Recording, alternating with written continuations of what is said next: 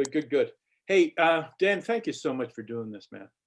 No, no problem. No problem. I'm glad to be able to help, or at least shed some light on some questions you might have. Yeah. And where in Florida are you right now? You could tell, huh? Fort Myers. Fort Myers. Fort Myers.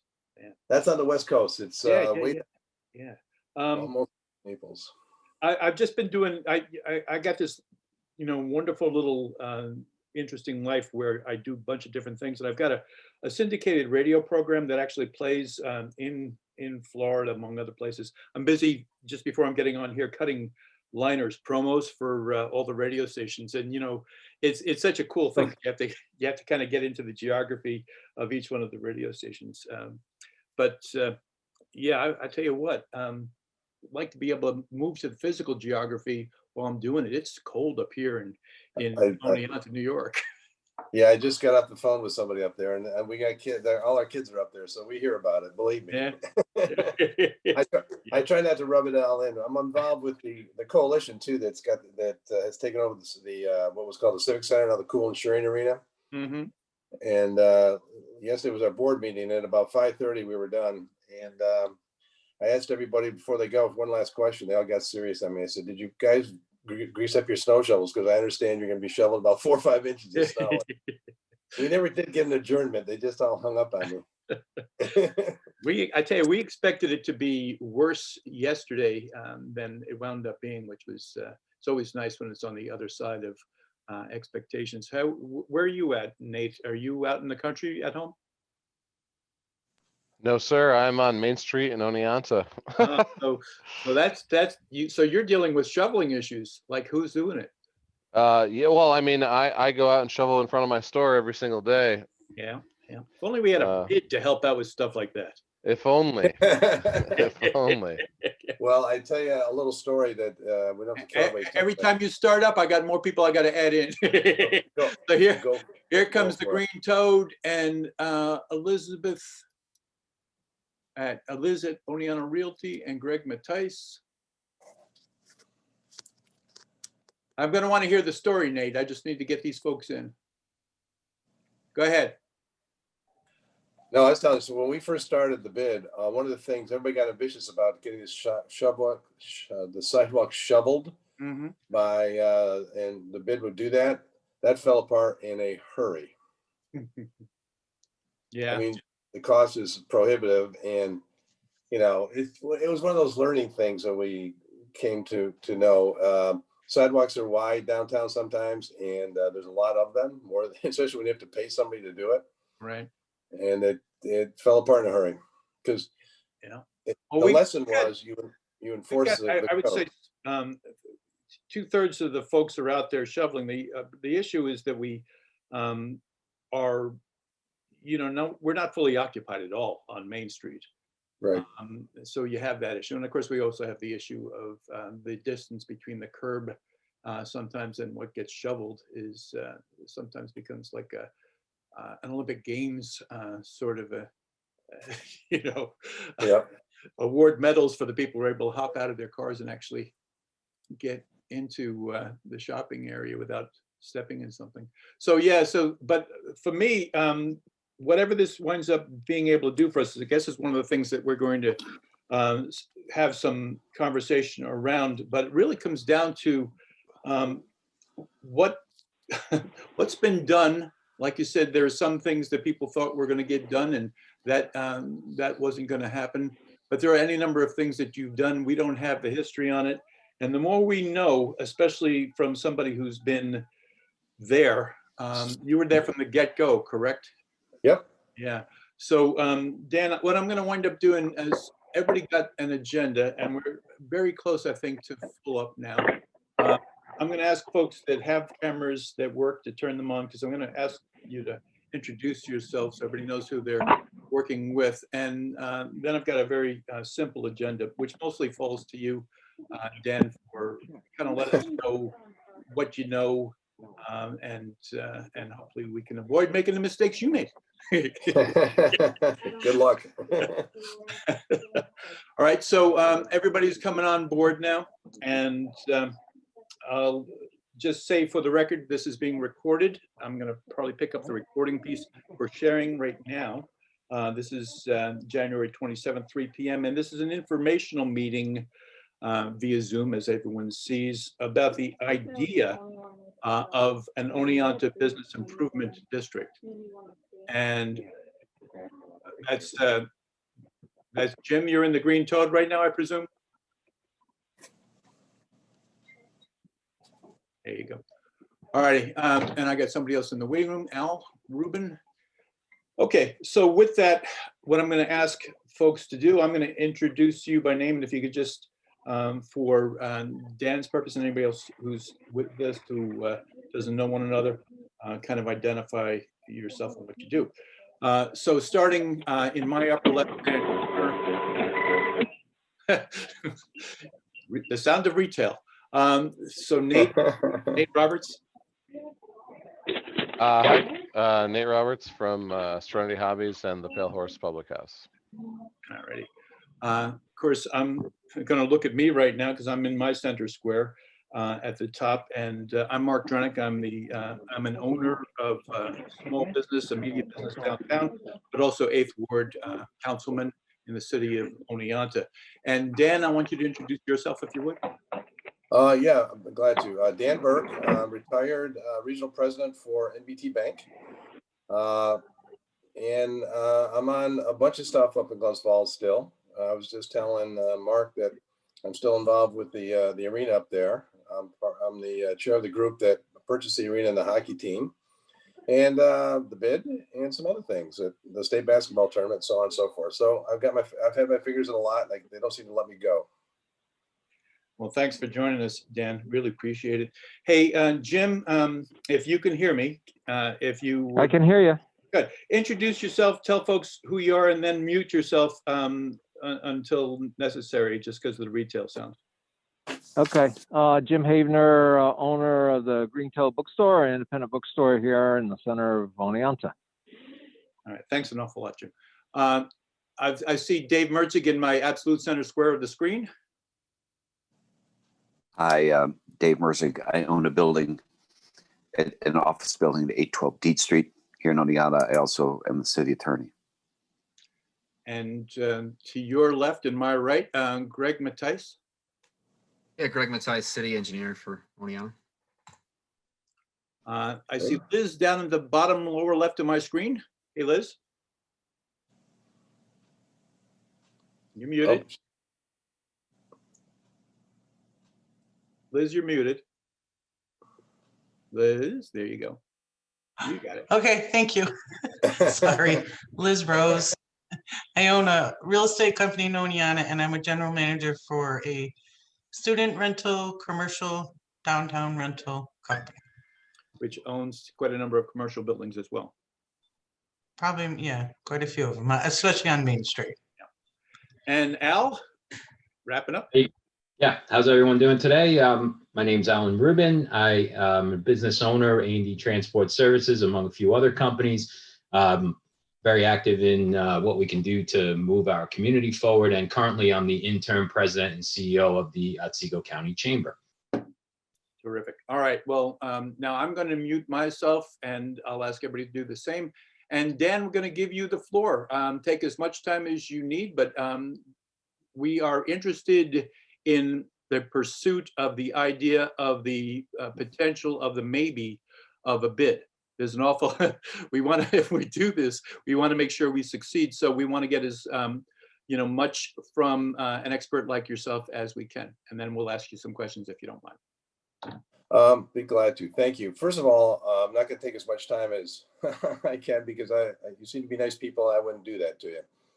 The other thing is that let me start, and I'm going to give as much of a 5,000-foot view as I can.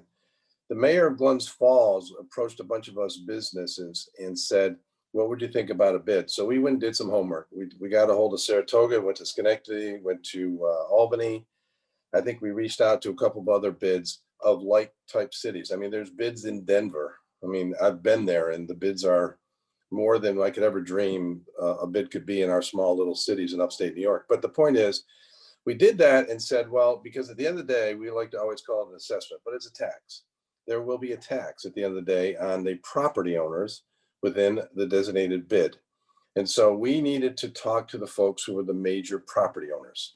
And we had to convince them that a purpose of a bid was something worthwhile pursuing and spending a few dollars. For example, as NBT Bank, at the time I was the president of Bank North or Evergreen Bank in town. So I didn't have a lot of people above me worrying about that. And at the end of the day, we had the two banks, we had the chamber, we had two or three of the major, when I say developers, property owners, if you will. And we went through and see what they thought. And we had to convince ourselves that a bid was a very good idea. Now, whatever you do, you know, when you, I'm telling things off the record, but what you do is you back into what you want to charge people. In other words, it's a percentage on a per $1,000 assessed value basis. You know, there was a few large buildings, if you've ever been to Glens Falls, that were probably a couple of $1,000, but that was very few. Most of the assessment on a given building was $200 or $300. On a much smaller building, $100, $150 and things like that. But you know, you can go and do that. And what I mentioned to Mark earlier on emails, or no, we had a phone call, Mark, was, you know, go to the city assessor's office and they should be able to print out to you the buildings and the value, and you can come up with a pretty good estimate of what you're going to be able to, the assessment will generate in terms of revenue. To give you the idea, when we first started in Glens Falls, our total assessment of all of the buildings that were going to be in the bid was somewhere in the range of about $35,000 to $40,000 in total. So we weren't talking about a big budget, all right? The other part, though, was the business owners said, you're making me go back to over 15 years now. The business owners said, the city have got to buy in. First of all, you know, they got to buy in a couple of ways. First of all, a lot of work's got to be done before you go. There's a process you have to go through by law. There's public hearings, and then you've got to go before the council, and then you've got to get them to agree to it. It's got to go to the state. It's got to come back. You know, a lawyer will help you with that. And but by the way, we also got an attorney, a young attorney out of a firm that she was an associate at the time, and she basically did a pro bono. You know, it's pretty straight up stuff in terms of what a lawyer has to do and look up and things like that. But the city has to buy in because, you know, you really don't want to go in front of the public and start having a debate on whether or not there's concerns and opposition and stuff like that. It's okay if there is, because there was, but we had to convince people that, you know, given the fact that we have this assessment, we will do the kind of things we hope the city can't do. And I'm jumping around a little bit, but in that law says you can't replace city services. The bid cannot, let's say, I'm being just exaggerating to make an example. You're not going to start plowing streets. It ain't going to happen. That's against the municipal law. You know, so what we did, and there's some gray areas like flowers. The city would do some flowers, but we've kind of done more than flowers, and somehow we've ended up with the flower. Anyways, you get the idea. And so the other buy-in they wanted was the city to contribute something every year. And so the city started out, and I promise I will probably not get this exactly right, but it started out to be $20,000 to $25,000. So now you see our budget has now gone past the $50,000 mark, which, and again, is that much of a budget. But in the meantime, you know, 15 years later, the assessment has now grown to about 50 grand. The good news is that's because the property values have gone up. I'm sure some taxes have gone up, assessments, but it really has. If you've been to Glens Falls, it's been the last 15 years have been a nice revitalization of kind of a beat up city, if you will, one that had gotten tired, maybe is a better way to look at it. So what we did was we went through and we started now working the stakeholders. The stakeholders were all that was the city and all the folks in those buildings. And I see that some of you are some of those property owners. And I might not have this exactly right, but there is a vote. There's two ways to have a weighted vote. One is by number of properties or the value, the total value. So if you got a $12 million property, you know, that's going to be a little more weight than someone who's got a $120,000 property. So you got to do that. And so one of the things was to, the board of the bid by law is made up of 11 people. 3 of them are appointed by the city. Now the city technically the mayor appoints one, the controller appoints one, and I believe maybe the city council votes for another one, but there's a third entity there. One is a tenant.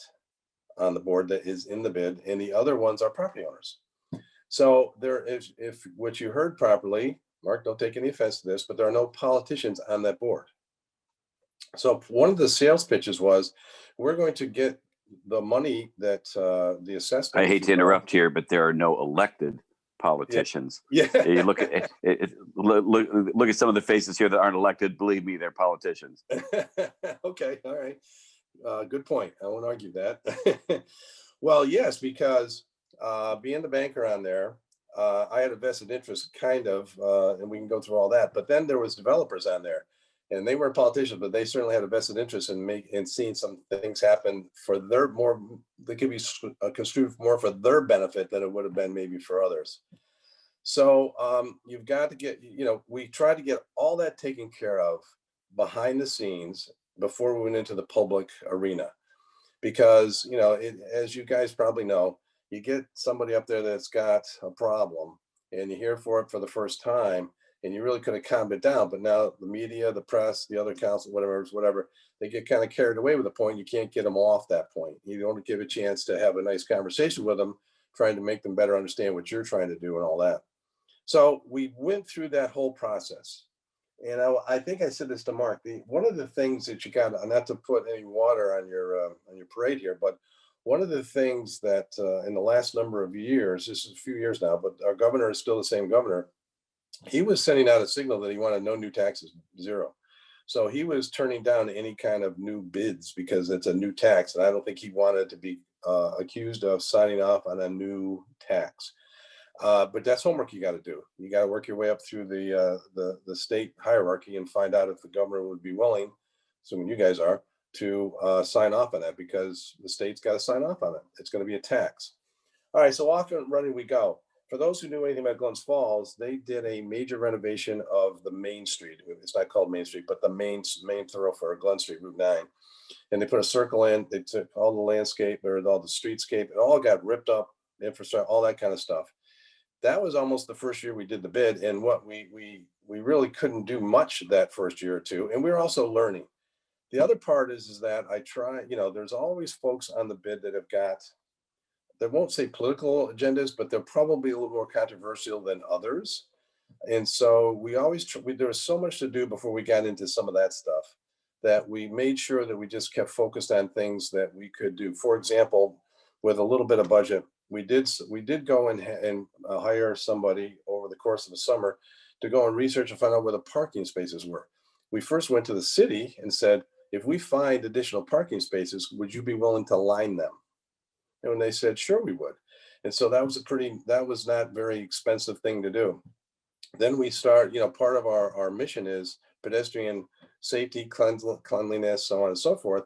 So we went through and the city didn't have any crosswalk signs. Now there are crosswalk signs up on lampposts that point down to the street, but I'm talking about the ones that sit in the middle of a crosswalk, and actually do get run over once in a while.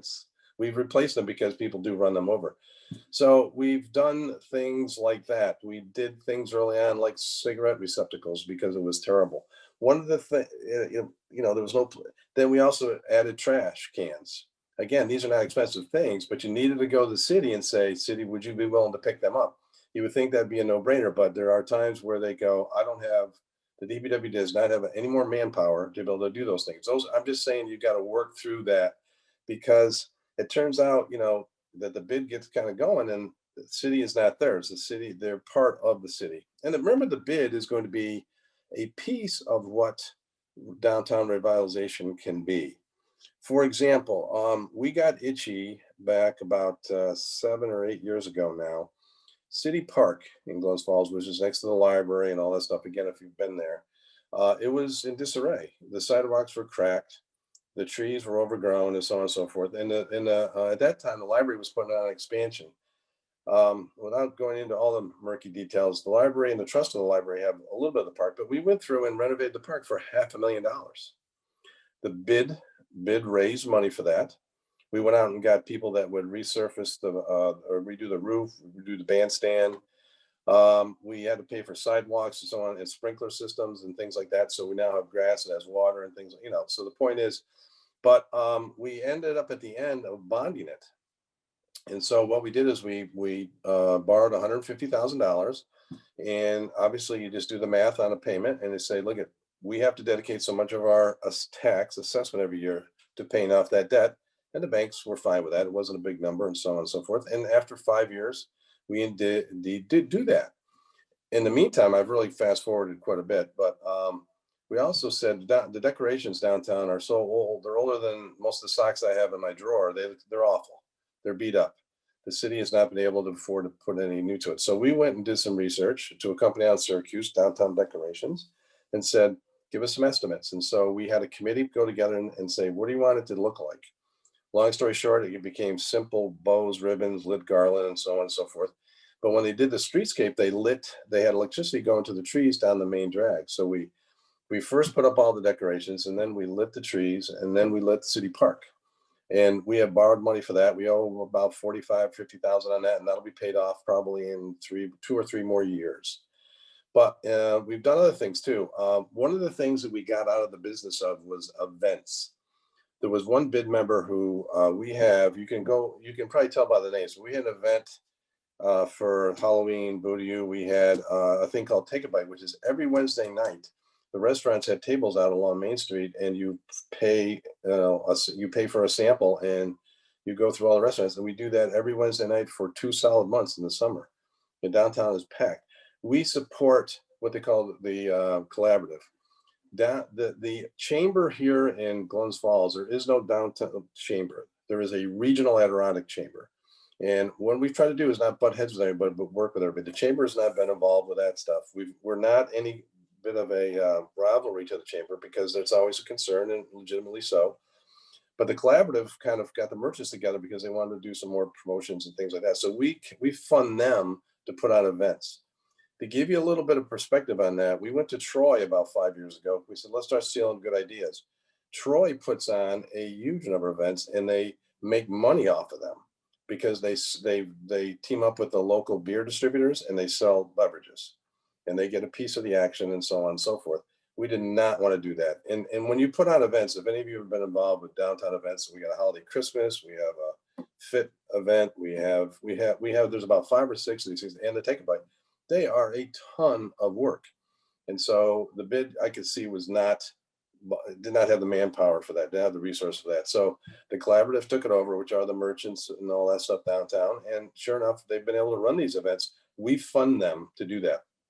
That idea was not new to us. We went to Saratoga. And if you've ever read about Saratoga, Saratoga has some amazing, they have a Victorian walk, they have a first night, they have a lot of things like that. They have a merchant association downtown that raises most of the money for that. And they don't want to, and that takes a lot of volunteers. So that's what we get out of that. So we've done those kind of things. We've done pedestrian safety stuff. We've done cleanliness stuff. We have supported other, there's an arts council here we have supported and things like that. So go back to the beginning. What's in it for everybody? Well, if you look at the mission of a bid, the bid is simply an organization that's supposed to help promote downtown. It's supposed to help. In the end of the day, it'll hopefully increase the values of the property down there because tenants will want to be there because there's people down there. And the fact that you're doing improvements, it really is a study in human nature that once you see other buildings getting improved and they start to fill up with tenants, other owners start to do that. And it really has been a piece of what I would consider as part of the revitalization of downtown. And so we have made sure that we try to be as inclusive as possible. You've got to make sure that you get everybody understanding that for a little bit of money, you can do a lot of things that create a buzz downtown. We have a spring cleanup day. The city does do some cleanups, but they don't clean up some of the parking lots that they have, and they clean up the streets with the street sweeper and stuff like that. So, those are the kind of things that just add on to it. But the events have become very big for downtown, and it brings a lot of people down there. All the stores are not full, but they're a lot more full than we've had. And when we started the bid, I'm not sure I got this exactly right, but I'm pretty damn close. There was probably 2 restaurants downtown. I'd say we have close to 20 down there now.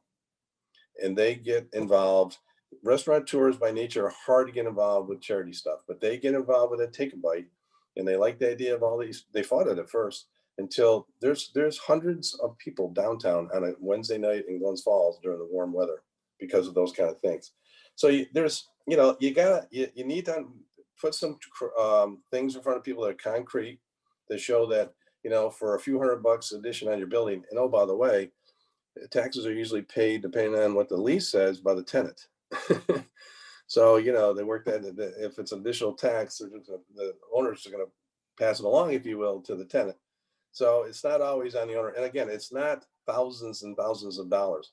It is if you want it to be, but I don't think you're going to have a real tough time convincing people to come up with that kind of money.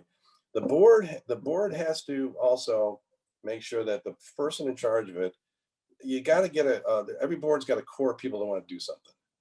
And so you got to make sure that you keep them focused. We have had a couple strategic planning, and that's probably a stretch, but we call it that. And there's a local, you know, person, a consultant who's helped us out for $500 every 3 years. And we kind of prioritize some of the things that we're trying to get accomplished. For example, there's a fountain on one of the main drags that is in total disrepair. And we're now attacking that. We're trying to see what we can do to get that thing working again and make it more attractive and, you know, for people to see as well as sit around it and be there. And again, it's a feel good attractiveness, safety thing and all that kind of stuff. Some of the times you get into things like, and it's important that you do, we were talking a little bit about the snowstorm everybody had. At the very beginning, everybody wanted their sidewalk shoveled for nothing. So they wanted the bid to do that. So we tried, you know, when you got a board and they all wanted to do something, you got to at least try. So we went to this company. They put one shovel wide, one down the path of a Main Street sidewalk.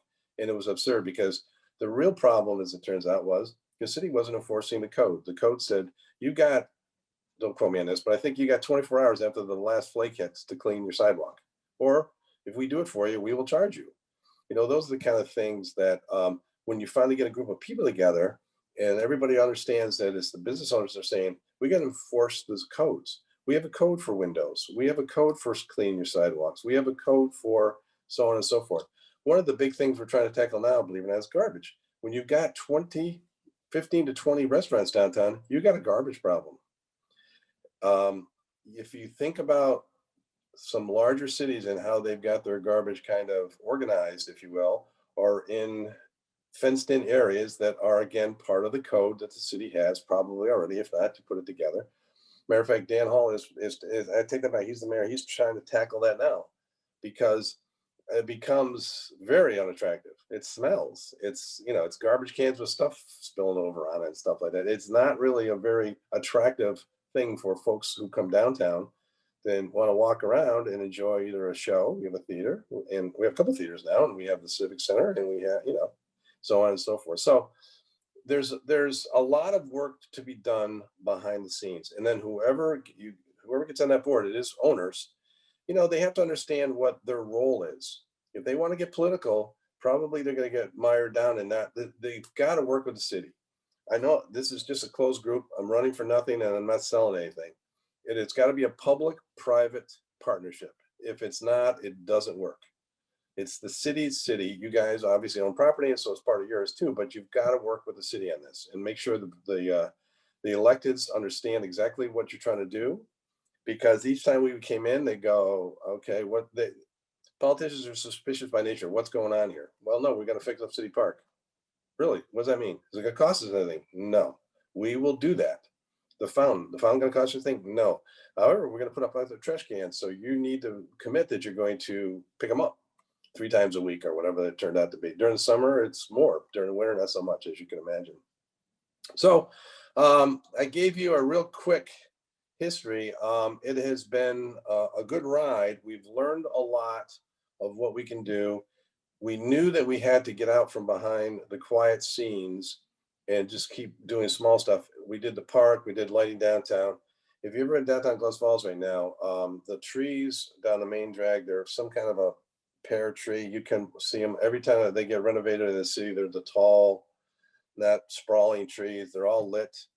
All the poles are lit. I mean, it's very, and the city park is lit up too. It's very picturesque. So, and people like going down there. They don't mind parking and walking a couple blocks to go to one of their, well, except for this year, go to one of their favorite restaurants. Let me stop there and start asking me some questions. Right, yeah, Dan, I got to tell you, that was absolutely a wonderful presentation. And I know there's a bunch of questions. So what I'm going to do is ask folks to just raise your hand, and I'll have you ask your questions. I think you can unmute yourselves. You can. Jim, the only thing I would say is if you've got a question, just jump in. We'll just try to make room for you. Okay. Okay. All right. So questions for Dan?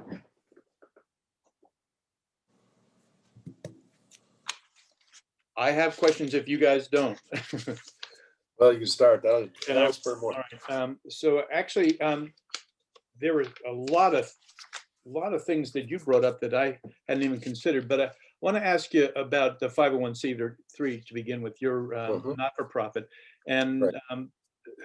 And that's a necessity, correct? That you need Yes. 501c3. The process, how long it took, and whatever you might be able to tell us in terms of pitfalls we could avoid. Yeah, it took probably the better part of a year.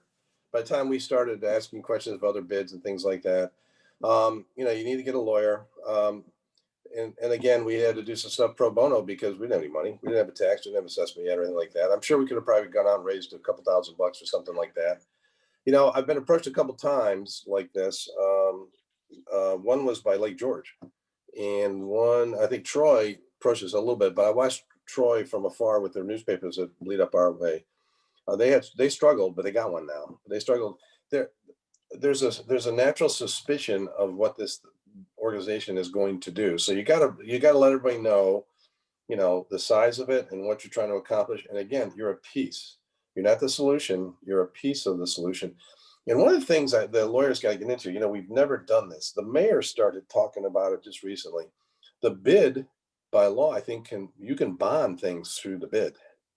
They could have bonded a parking garage. Now they would have had to dedicated some funds to be able to pay for that. I mean, it's just like you can have it, and the bid's got to worry about paying for it. So the bid has got a little bit. We have not, the tentacles of the bid go a lot deeper than we have ever taken them. We've just tried to keep it simple. We've taken projects that people can see the results of, and the improvement. Again, you look at the purpose of the bid and you read through there between housekeeping and safety and economic activity and economic value and all that. Those things happen. There are a few developers who have said that they've had tenants who have come to town and said, "Do you have a bid?" Because bids have been very successful. Like I said, the 800-pound gorilla is a Denver. They have their own security force. I've been there. But then there's the rest of us.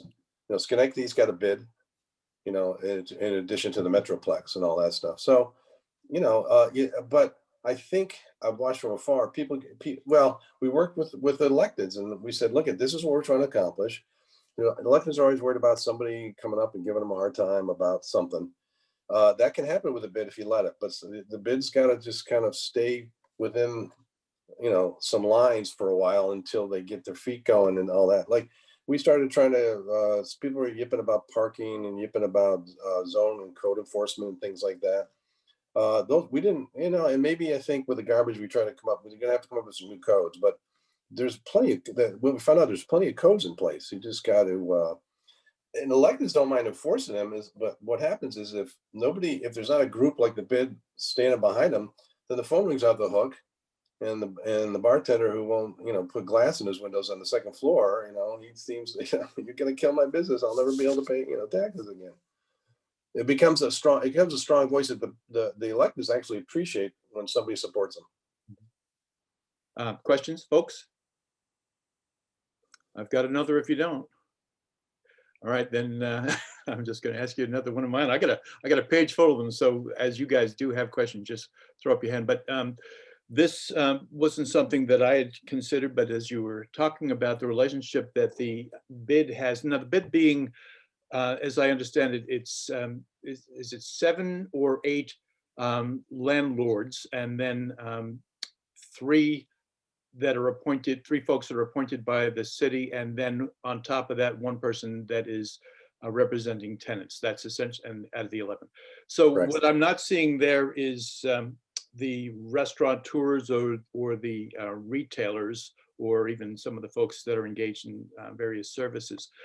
We have a really, certainly this summer showed that we have a very engaged downtown retail and restaurant owner kind of collaborative. And they put on a pretty impressive and well-attended, for what it was given the pandemic, series of Saturday events where we had dining in the street, et cetera, et cetera. Great. It's quite nice. There you go. But the issue was, as part of what Oneonta has dubbed the Survive Then Thrive effort, we determined that we needed to do something in order to be able to ensure that our downtown business would stay alive during the summer. And so to some extent, what we did helped that happen. It wound up funded in large part, I would say 70% by the city. And that is not something that the city can do. Just, there are so many complications, and I'd like to actually maybe, Greg, you can jump in and more clarify what I'm saying, but the city cannot do anything that is particularly supportive of this little group of businesses versus the entire city's businesses and, in total. And Yep. so I got in a lot of trouble as a councilman first year. I mean, I'm constantly getting my hands slapped because I'm trying to make this happen and that happen. And they're going, we can't do that, Mark. That's the city. That's the government. You can't do that. My hand is still, so, I can't do that twice. They won't do it twice. So one of the things that's going to have to happen is this collaborative is going to need to be able to be maintained in some fashion. And as I understand it, as you were laying this out, the bid in Glens Falls kind of subcontracts in some fashion, or at least supports in some way this collaborative that you have that is more, granular than, and grassroots than the building owners themselves. Right. So how does that work? What can you give me in terms of more detail on that? Yeah, the merchants realize that the bid has got a focus, and they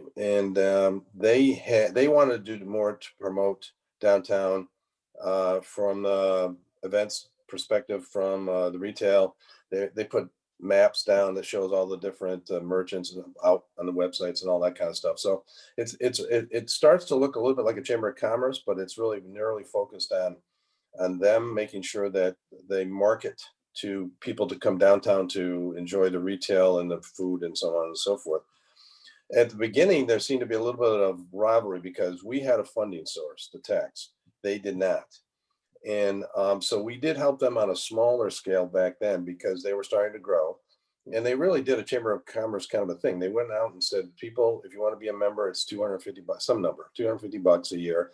And we're going to promote downtown. We're going to help with the website. We're going to help with distribution of maps of some of the rest areas and so on and so forth. And they would start taking over some of these events. So I've always tried to make sure they understand we're not trying to do that. We're supportive of what they want to do, and they finally bought into it. I just think there was a natural jealousy there because we had a funding source that they did not have.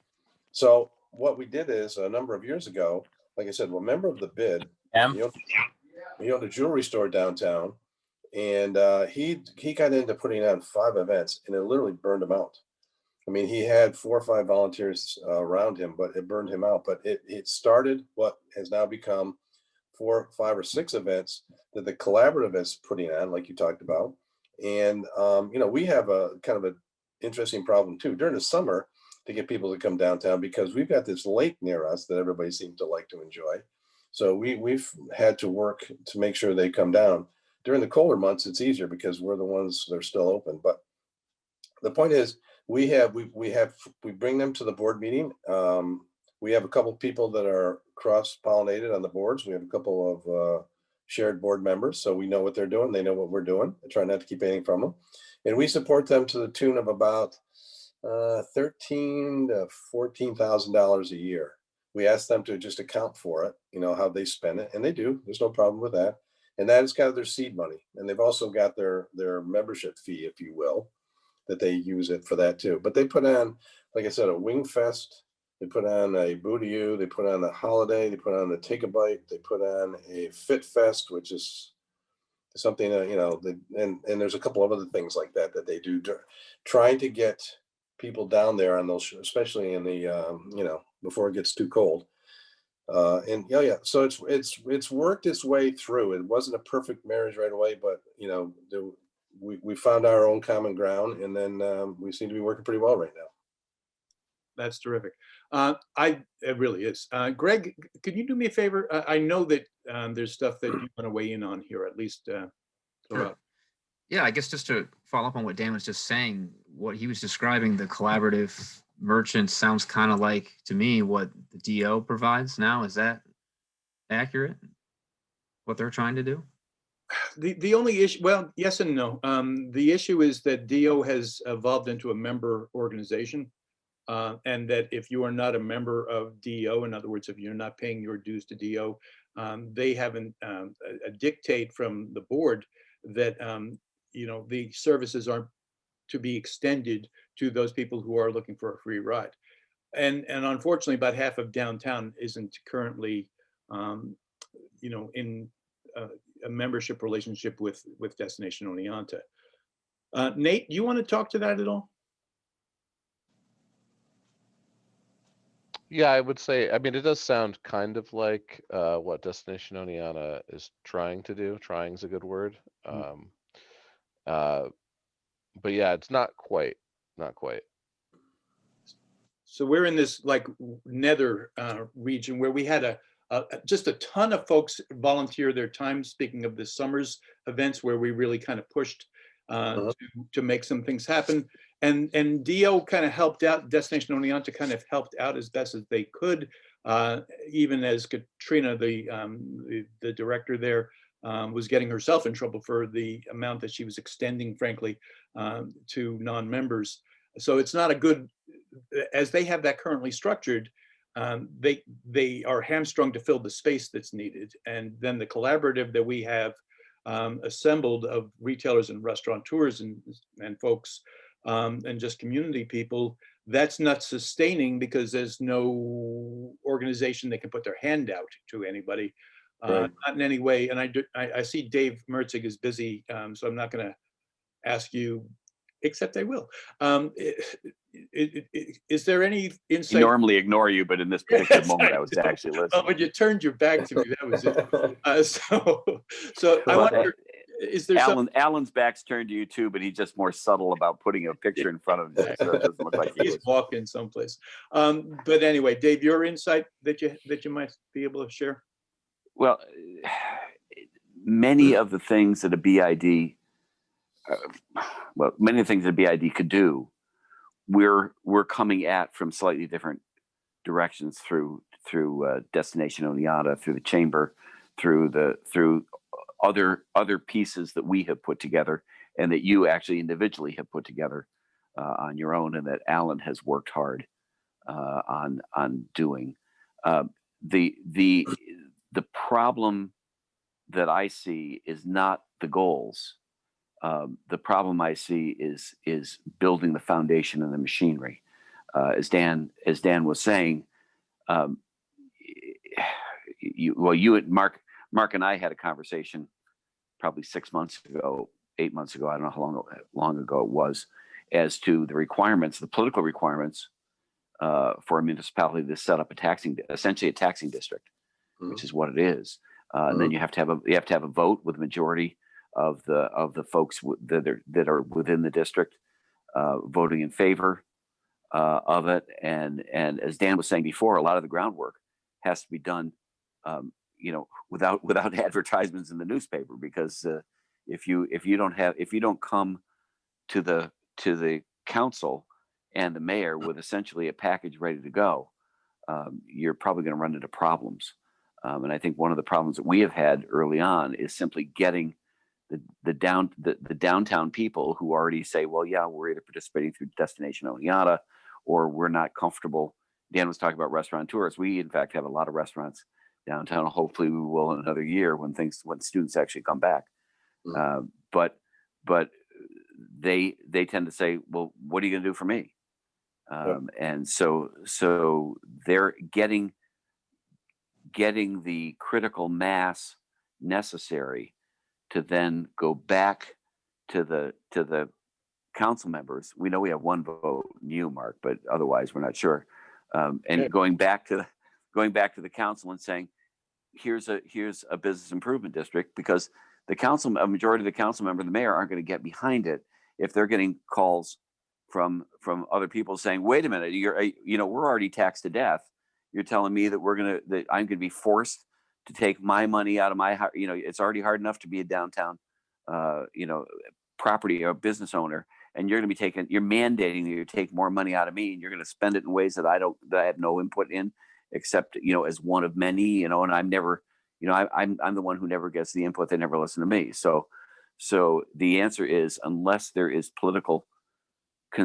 business consensus, it's unlikely to get political consensus, and you can't, and it's a chicken and egg thing. You can't get the BID going unless there's political action, and the political action won't occur unless there is support from the business community.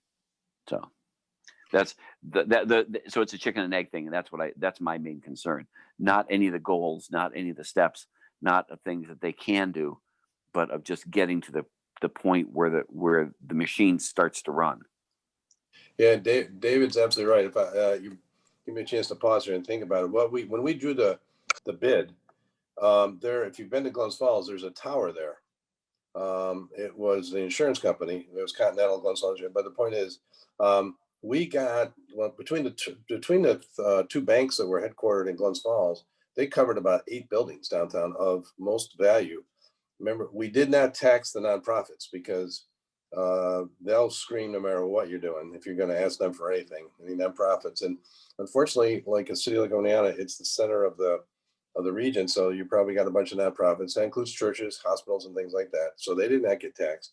And when we drew the bid, we made sure that we kind of a little tongue in cheek. We knew we want to make sure we had the vote, so we kept the tower out of it, because that at the time, it was owned by a trust that had been set up by the insurance company, and that would have been a pretty significant weighted vote.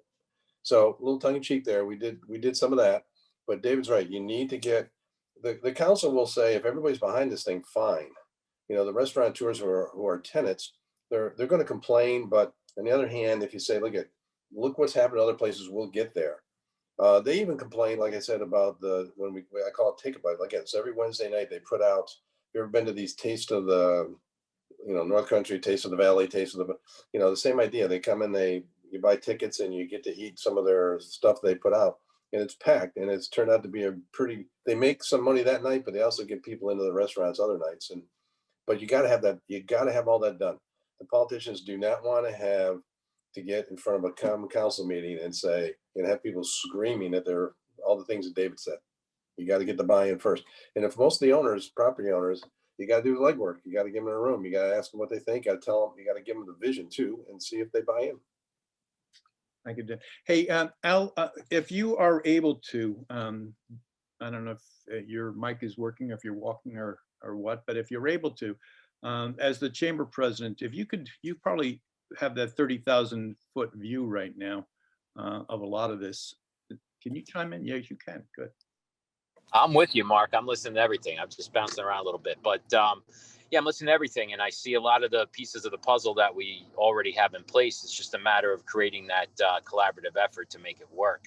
And as I'm listening to all of this, obviously, and I think a lot of people will understand that I'm a firm believer in the private and public partnership concept, as it's really the only way we're going to leverage the opportunities that the public sector has brought to them, and it's going to be with private money and private people and collaborative effort there, right? So even when we look at Destination Oneonta, okay, as a group, as a member group, well, an initial thought that comes to mind with me is, well, let's say the chamber, which is also a member group, but an advocacy group in a lot of ways, and this group, the bid is working with the chamber in some of these other areas. There might be a way to possibly take the Destination out of that member group type concept, because that's not a huge source of their revenue anyway. And basically, if the members, let's say members of the DO were just members of a chamber per se, but DO was a working group underneath the chamber that worked directly with the bid, and that's what its focus was. So there are ways to creatively make this go, I think, because we do have the pieces in place. So I think we just have to figure out how to maneuver some of them, and obviously, dancing, so to speak, to make sure that our elected officials are comfortable with whatever we're going to put forth. And we certainly learned that with our Main Street dining program, the importance of making sure that there's a good balance between, what we can get done and how we can get it done working together. So that's what I see. I just see real need for this collaboration. I do see a need for the bid, but yeah, there's obviously things we're going to have to jump through to get there. Mark, there's a lot of stakeholders involved here. I kind of mentioned that quickly. Now you're starting to understand what I meant. You've got chambers, you've got collaboratives. You got Destination Oneonta. I wasn't aware of that. But the point is, you got that kind of stuff going everywhere. So, and then you've got the fear. I have gone out of my way to make sure that work the board so it's not political. You're going to have an organization that's going to get put together and it's going to represent property owners and taxpayers. And I'm sure the council wants to make sure they just didn't create an organization that can revolt on them. We always worked with the city. We do complain to the city. It's not kumbaya all the time, but we don't do it in a public forum. We sit down with the mayor and a couple of council people and say, what about? So we've got Liz Rose here from Wilbur and Clark. Mark, I got to jump in here. I've got to go. I've got to get ready for a 4:00 meeting. Zoom dominates my life, but we'll work with you guys any way that we can, both for my own benefit and for the public's as a whole. David, nice to meet you, David. Anyway, so for Liz, who's joined us and been very patient throughout, because I know you're trying to run a shop there, trying to run an office there. Yeah, but so Liz, aside from Oneonta Realty, Wilbur and Clark, huge landlord in the city, and one that would probably take one of the biggest hits, in terms of this tax. Right. So what Liz would need to hear, what she'd need to be able to convince Pete of, and what we really need to be able to tell all of the landlords, if we hope to have this thing actually funded and be able to, pursue its potential, is that there's value in this investment. That what we are looking at here in the city of Oneonta, not much different, I don't think, than Glens Falls, is how do we attract new people? How do we enhance our downtown? How do we, because of that, increase our property values? And how do we get to that next level? We have, as I mentioned earlier, this survive then thrive conceit that is still driving a lot of things that we're doing here in Oneonta in terms of strategy. And if building owners were to be absorbing the sort of tax that, if I know Liz, she's already done some calculations on in her head, so. Yes, but I can tell you one thing. So how do we? No, but seriously, the vacancy is such a problem. If I could fill one vacant space right now, that would cover the tax. So let me let you talk, Liz, and then it would, Dan, sorry. No, that's exactly where Glens Falls was when we started. I think that's one of the things the mayor was trying to get at. There was no downtown organization of DO and all that stuff you have there, but no, the vacancies. Matter of fact, one of the issues that we went to the city was that we tried to go to our is, can you put something in, clean your windows and put something up there, like art, a poster, something, because there was a lot of vacancies back then, a lot. So what would you need specifically to hear, though? What's specifically would you need to be able to have to relate to Pete, Liz, for this to be something that he doesn't have? It's like everything, value. Yeah. Gotta show the value. Well, that'll be his first reaction. But also Oneonta, he's born and raised in Oneonta. He's been here 75 years. It's very personal to him. He's developed a lot of downtown. So I think just developing it and making it better, and you walk down the street and there's like empty store, empty store, empty store. So I think if you could somehow convince him that this is going to help with that, that would go a long way towards getting him okay with contributing, more taxes. Mhm. So Dan, basically, you would just agree that that's been the tact, that's essentially the messaging? Yeah, no, it is. It is. You've got to have some things in mind. You got to show them what a bid can do. You can't make promises until you get going, but you can say this is where we're going to try to take everybody. And we started out small, and eventually, like I said, if you've been in Glens Falls, City Park is kind of the center, and it was, it's been a showpiece since we fixed it up. I mean, it's got all new sidewalks. The bandstand's been refurbished. It's got water. It's got lights. It's got now more trash cans. It's got walkway lights around it, so it's not dark in there as it was before. But that was after 4 or 5 years of getting. We crawled, we walked, and then we finally started running. Sure. So Dan, based on your experience, we are now in a place where I don't know that we have a consensus of folks that think this is something that we should do, but I think most people on this call, you shake your head if no, think it may be something that we should at least continue to explore. Does that sound right to everybody? Yes. So Dan, what's our next step? What was your first step? Well, it was talking to all the property owners. You need to get them to buy in, because at the end of the day, the bid.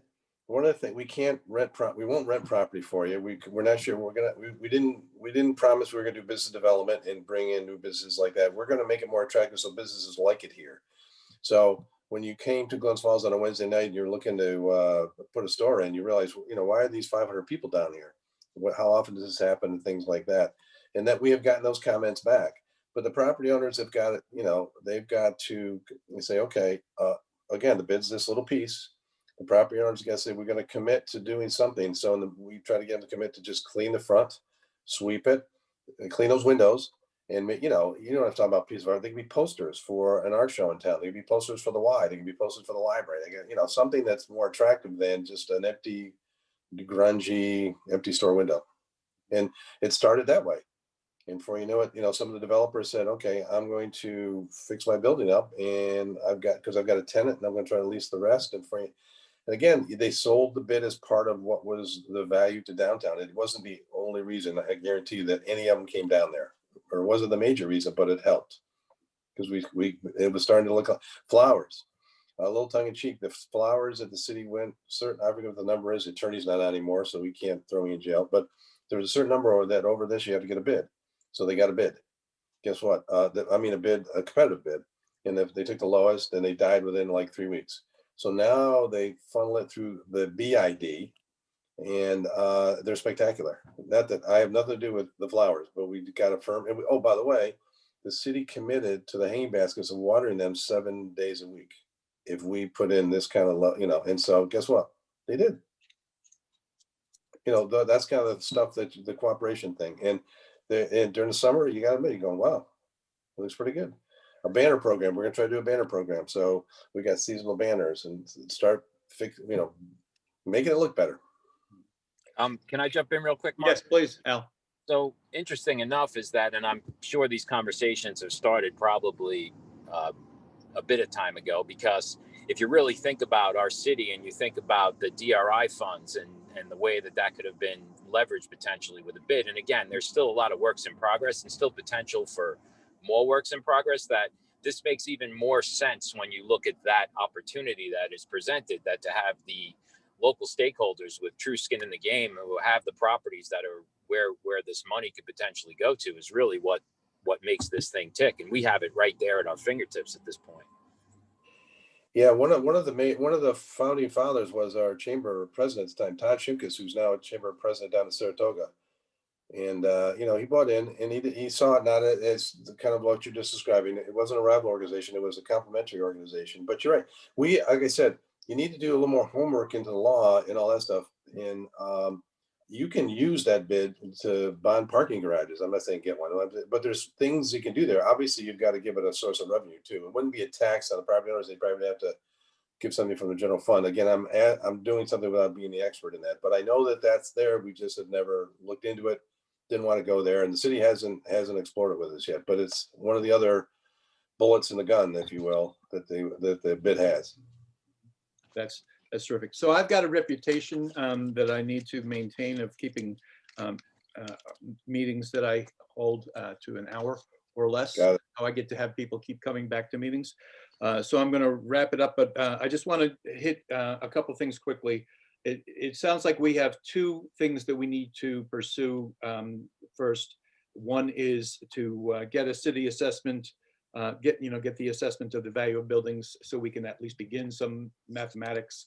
And then the other is to start to make the connection to the landlords, which means we have to have a pitch, which would suggest for me that this group, and maybe we bring a couple of other folks to that, maybe we either meet again or have an email conversation to strategize what that pitch should be, and then we'll see about getting together a meeting of more people, but still hold this fairly close to the vest. Would you suggest, Dan, keep it relatively close to the vest? Yeah, you can. Yeah, I would too. Yes, yes. Remember, we have no paid staff. We never have. Well, we have actually now. We pay somebody to give us some clerical help. You know, it's like $6,000 a year, so they can do our books and stuff like that. The chamber, Todd took care of that. He spoiled us because he took care of that. And then when he left, we had to go take care of ourselves. But you got to do those numbers. You got to get all the property owners. You got to make the electeds. You got to sit down with them and say, look, here's what we're thinking about doing, and this is where we're talking to them. They'll probably say, that's great, but you need to talk to Sam, Joan, and Betty, because they're vocal and they're not going to like it. I can tell you right now. Well, Dan, we're going to keep you as a resource, if we could, because my gosh, you are a fountain of absolutely terrific information. And you're enjoyable to listen to as well. So we're going to keep you, in our Rolodex, our virtual Rolodex. And I think this group, if everyone agrees, you can just kind of nod your head if you do. Al, I'm discounting you in this. I do have one more thing though. Oh, go ahead, Al. Go ahead. Just from a chamber's perspective and talking about research and figuring things out, if you were able to connect or send an email out to Mark or whatnot, just with the contacts of the people in the chambers that you've worked with related to the bid, and maybe I might be able to pick their brains a little bit from a chamber perspective, that'd be helpful.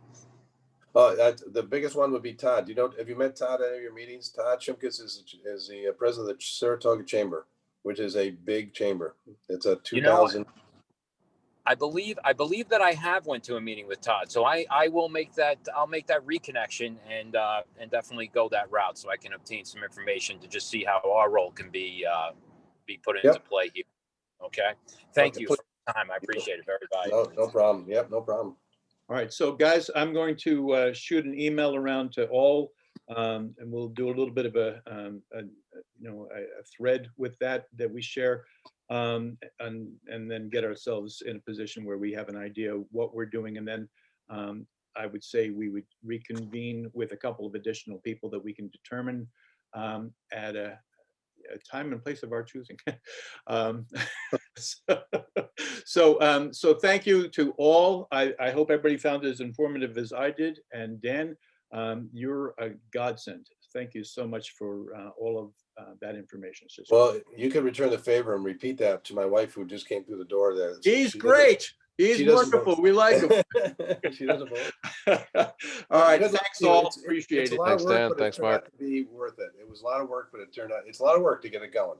Make no mistake, it's not going to happen quickly. You got it. Wise words. All right. Thank you, guys. Thanks, Dan. Take